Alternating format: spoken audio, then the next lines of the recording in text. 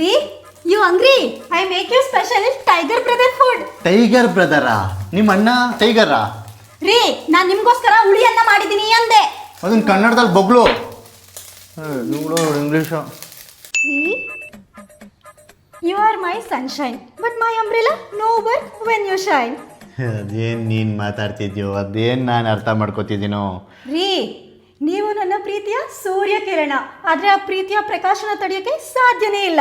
ಯಾಕೆ ಅಂದ್ರೆ ಅದು ಅಷ್ಟು ಅದ್ಭುತ. ಇಷ್ಟೊಂದು ಮೀನಿಂಗ್ ಇತ್ತ ಇಂಗ್ಲೀಷಲ್ಲಿ?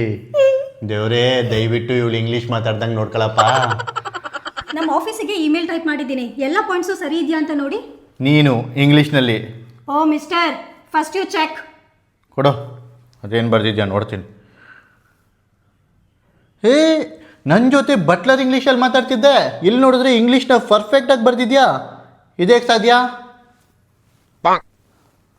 ನಾನು ಕ್ಲೆವರ್ ಟೈಪ್ ಅನ್ನೋ ಸ್ಮಾರ್ಟ್ AI ಕೀಬೋರ್ಡ್ ಆ್ಯಪ್ನ ಯೂಸ್ ಮಾಡ್ತಾ ಇದ್ದೀನಿ. ಇದನ್ನ ನಿಮ್ಮ ಫೋನಿಗೆ ಡೌನ್ಲೋಡ್ ಮಾಡಿಕೊಂಡು ಡಿಫಾಲ್ಟ್ ಕೀಬೋರ್ಡ್ ಆಗಿ ಸೆಟ್ ಮಾಡಿದ್ರೆ ಮುಗೀತು. ನಿಮ್ಗೆ ಏನಾದರೂ ಸರಿಯಾಗಿ ಇಂಗ್ಲೀಷ್ ಬರ್ದೆ ಅರ್ಧ ಇಂಗ್ಲೀಷ್ನ ಟೈಪ್ ಮಾಡಿದ್ರು ಸಾಕು. ಈ ಫಸ್ಟ್ ಐಕಾನ್ನ ಒತ್ತಿದ್ರೆ ಕ್ಲೆವರ್ ಟೈಪ್ ಅದನ್ನ ಕರೆಕ್ಟಾಗಿ ಸೆಂಟೆನ್ಸ್ ಫ್ರೇಮ್ ಮಾಡಿ ಕೊಡುತ್ತೆ.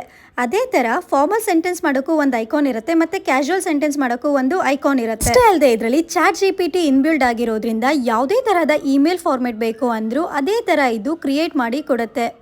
ಓ, ಚೆನ್ನಾಗಿದೆ ಆ್ಯಪು, ನನಗೂ ಕಲಿಸ್ಕೊಡು ಆಯಿತಾ? ಸರಿ, ಹುಷಾರು, ಹೋಗಿ ಬರ್ತೀನಿ. ಬುದ್ಧಿವಂತೆ ಕಣೆ, ಇಂಗ್ಲೀಷಲ್ಲಿ ಹೇಳು ಬಾಯ್ ಅಂತ. ಬಾಯ್ ಡಿಯೋ.